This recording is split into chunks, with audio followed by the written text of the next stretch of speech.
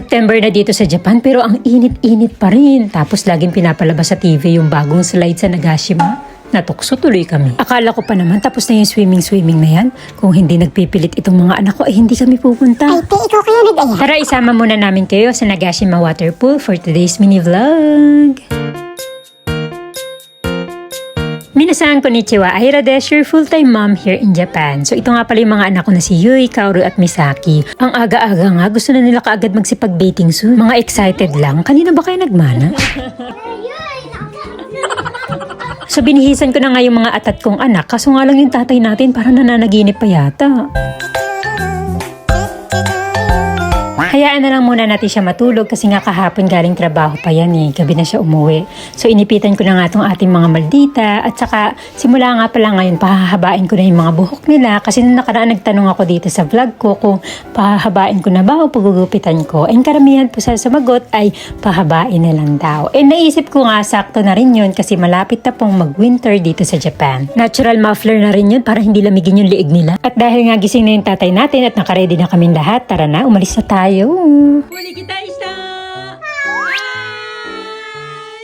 Sumula nga sa amin hanggang sa Nagashima ay wala pang isang oras. Kaya naman madalas talaga kami pumunta dito. Bago pa nga kami pumasok ng highway, nagpagasolina muna si Daominchi kasi mahirap na matirikan. Alam niyo ba nakakatakot tumigil sa mga highway dito kahit na naka-hazard ka ay naku ang daming nadidisgrasya. Kaya naman need talaga magpa full tank. So inabot nga pala kami ng 7,434 yen for 45.61 liters.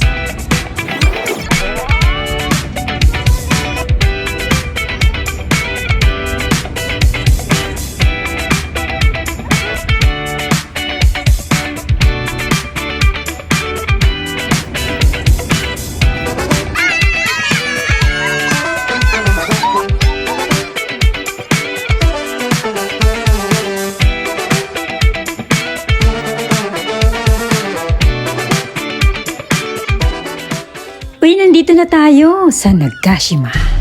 Anong arte yan? So ayun na nga, nandito na kami sa Nagashima at ine-expect namin mag-asawa na walang masyadong tao ngayon pero kami nagkakamali. Akala ko kami lang yung excited mag-swimming. Marami pala kami. So bago nga tayo mag-parking, kailangan natin magbayad ng 1,000 yen. Pero kapag ka namili ka sa Just Stream or dun sa outlet dito sa Nagashima, maibabalik yan.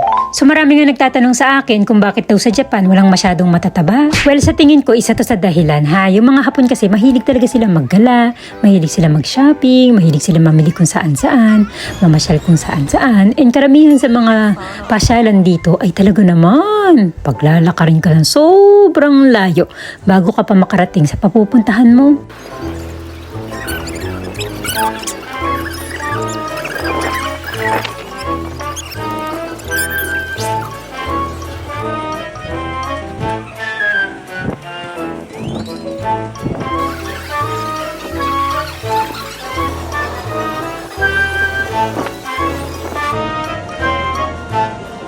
Sa wakas, nandito na tayo sa entrance. So, ganyan talaga yung hingal ko ha. So,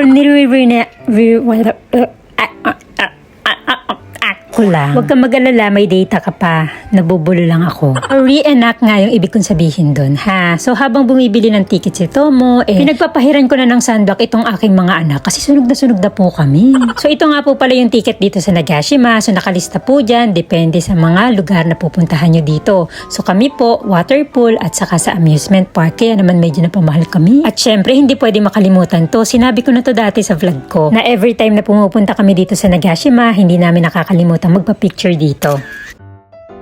Tara na nga, mag-swimming na tayo. Ang init-init talaga ngayon. Ang sarap maglublob. So yung swimming pool nga po pala dito ay nasa loob ng amusement park. So papasok ka ng amusement park and mula sa amusement park may another gate papasok ng water pool. So dito nga sa bungad pwede nyong iwan yung stroller nyo, bibigyan kayo ng number at make sure wag nyong iwawala yun. Dito naman sa loob ng building maraming lockers. Sa sobrang dami nito wala kami makitang bakante.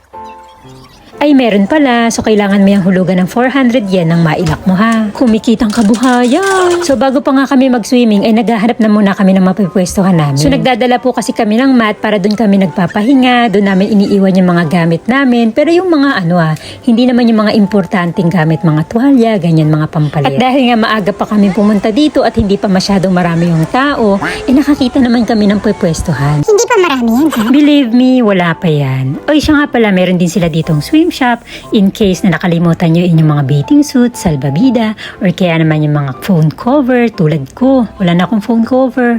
So ito lang po ang ating makakaya sa ngayon. Hindi pa natin kaya bumili ng waterproof na camera. So 1,650 yan nga po pala siya. Pero in fairness, ang ganda ng design. Tapos ang dali niyang pangkuha. Malinaw talaga. Tara na nga, mag-swimming na tayo.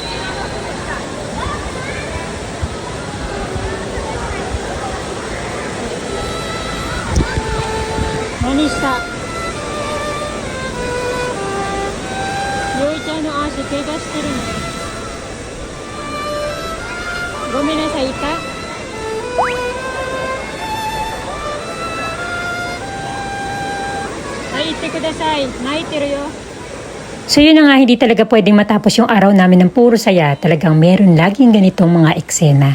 Pero halata naman sa mukha ni Kaoru na natatakot din siya at nagsisisi. Kaya naman sinamahan na lang namin si Yui-chan sa swim shop para bumili ng napakamahal na band-aid. 400 yen. Palibhasa kasi may design.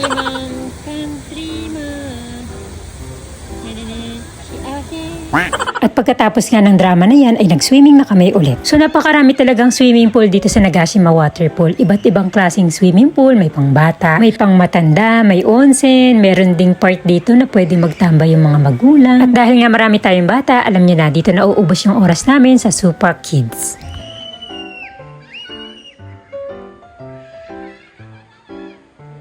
At syempre kung nagutom naman kayo, marami ditong bilihan ng pagkain. Maraming pagpipilian, kaya naman talagang mai-enjoy nyo at mabubusog kayo. Medyo pricey nga lang. Walang magagawa, nasa pool eh. Mahal sa pool.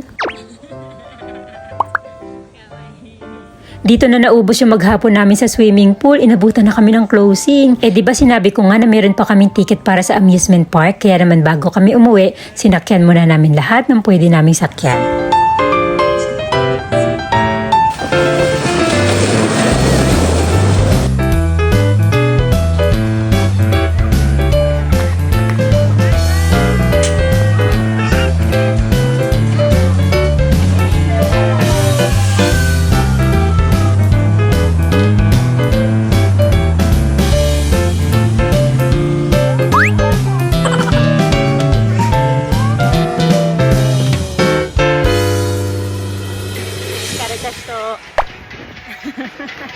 Sobra talaga nag-enjoy na naman kami ngayong buong maghapon. Nakakapagod pero sobrang saya. Ikaw ba naman mag-swimming tapos maglaro pa sa amusement park? Sino ba namang hindi mag-e-enjoy, di ba? Bago naman umuwi, kumain muna kami ng napakasarap na ramen dito sa Jazz Dream. Ay, sa sobrang sarap, pawing-pawi talaga yung pagod namin. Tignan nyo naman ang reaction ni Kaoru. Oh, hindi na kailangan magsalita. Alam na. Miski nga si Ate Yuchan natin na hindi ganun kalakasan kumain, ay muntik makaubos. O sige na nga, nagpapakit na si Misaki-chan eh. At dahil nga dito kami kumain, naibalik yung binayad namin sa parking. O sige, hanggang dito na lang ha. Thank you for watching. Please like and share na rin. Bye!